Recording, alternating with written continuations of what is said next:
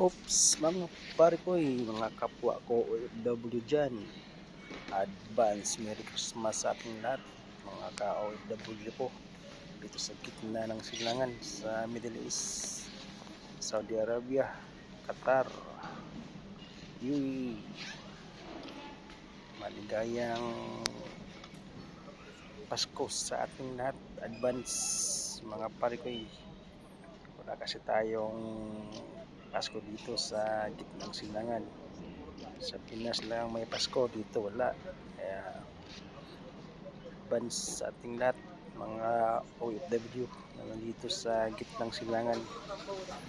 Para sa ating lahat, advance Happy New Year, mga pare ko, mga kapwa ko OFW. Yan, lagi kayong mag-iingat dyan, mga pare ko.